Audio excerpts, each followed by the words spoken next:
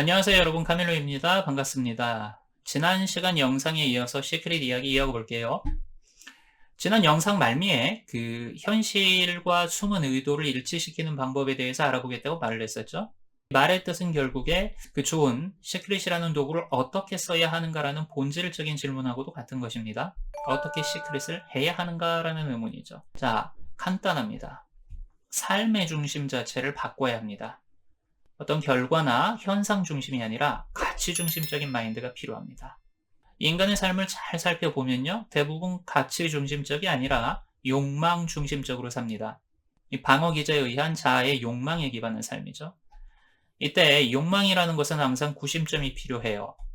이 구심점 역할을 하는 것이 뭡니까? 개개인의 작은 나, 바로 자아입니다. 자아라는 말 많이 들어보셨죠? 자아가 없는 인간 없죠. 그런데 그렇게 중요한 자아를 삶의 중심으로 두고 살아가는 게 뭐가 잘못된 건가라는 생각이 들 수 있습니다. 만약에 자아가 정말로 인간의 중심이라면 문제될 일이 없겠지요. 하지만 이 자아보다 더 큰 내가 있습니다. 인간은 두 가지 차원의 주체, 나를 지니고 있습니다. 그것이 자아인 에고와 자기 자신인 셀프입니다. 많은 사람들이 에고하고 셀프라는 단어를 혼동합니다. 이 자아와 자기, 에고와 셀프는 둘 다 나를 뜻해요. 자, 그런데 자아와 자기가 가리키는 이 나란 존재의 차원이 서로 다릅니다. 자아는 감각을 통해진 정보를 받아들여서 사고하는 센터입니다. 그래서 이 자아는 통상적으로 내가 의식하고 있는 나를 말을 하기도 해요. 그런데 볼게요. 내가 의식할 수 있는 나라는 것은 결국 뭐냐면은 자기를 규정하는 관념을 말을 하는 거예요. 보세요.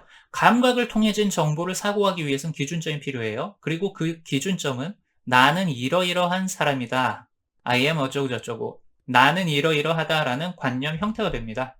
자기 자신에 대한 규정, 즉 관념이죠. 따라서 자아는 항상 어떤 관념의 형태로 제한되어 버린 자신을 말을 합니다. 이처럼 제한된 자아를 에고라고 부릅니다, 여러분. 인간이 나라고 생각할 때는요, 일반적으로 이 에고를 뜻하는 것입니다. 자, 반면에 자기, 즉 셀프는 자아, 에고가 의식하지 못하는 자신의 잠재된 본질이에요. 자기는요, 이 자아라는 것이 탄생하는 토대예요. 토대인 동시에 선악, 미추 같은 어떤 상대적인 분별, 그리고 심지어는 시간과 공간마저도 초월해 있는 궁극적인 실제의 흔적입니다.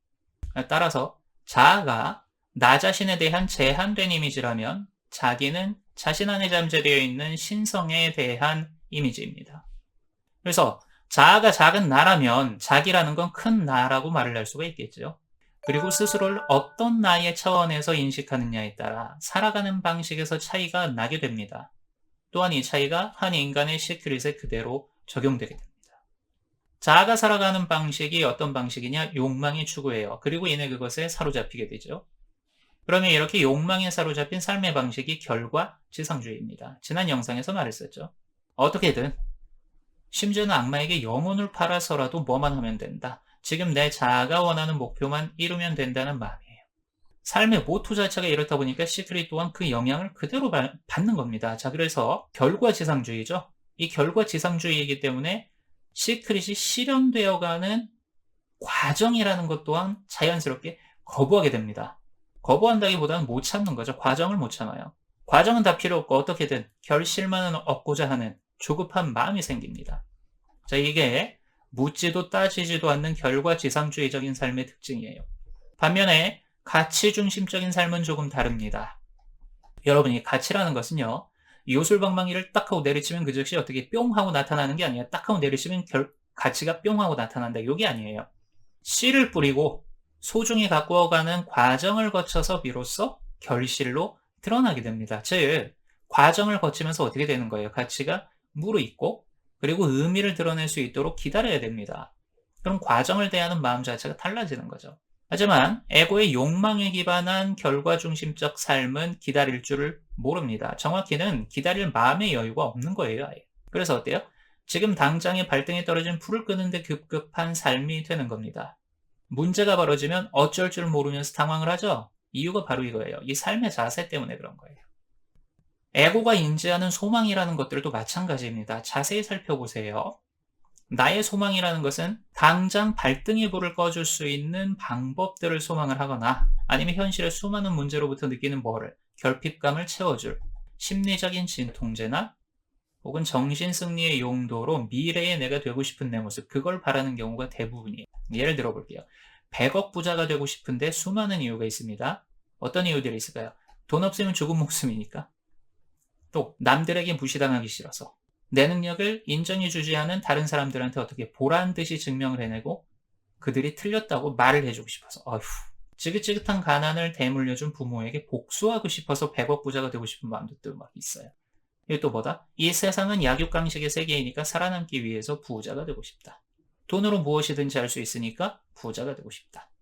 돈 없다는 열등감을 느끼기 싫어서 바꿔 말을 하면 돈으로 우월감을 느껴서 이 공허한 마음을 채워보려고 부자가 되고 싶다.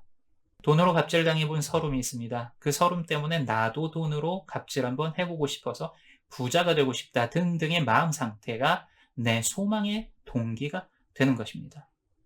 지금 여러분의 그 부자가 되고 싶은 소망을 한번 점검을 해보세요. 이런 관념들이 들어있지는 않은지. 만약에 그렇다면 그것은 여러분의 작은 나, 에고, 그 자아의 욕망에 의해 나타난 소망인 것입니다. 이 마음이 바탕이 되어 시크릿을 하면 어떻게 되겠습니까? 나의 시크릿은 초장부터 뭐를, 결핍을 잔뜩 깔아놓고 시작하게 되는 겁니다.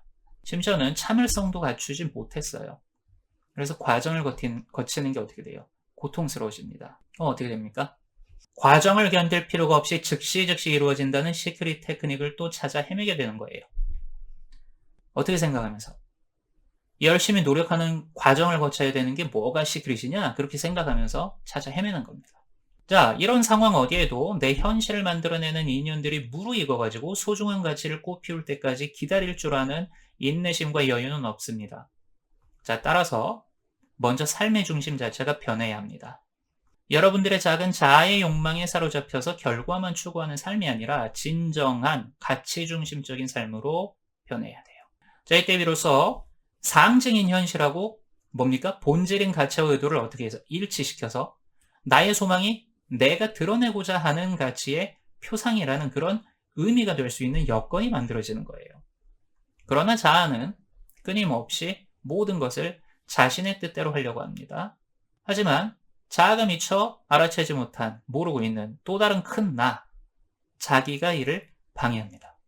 사실은 이게 방해하는 게 아니지만 자아 입장에서 보면 현재 자신의 뜻에 위배되는 것들은 모두 방해라고 받아들이는 거죠.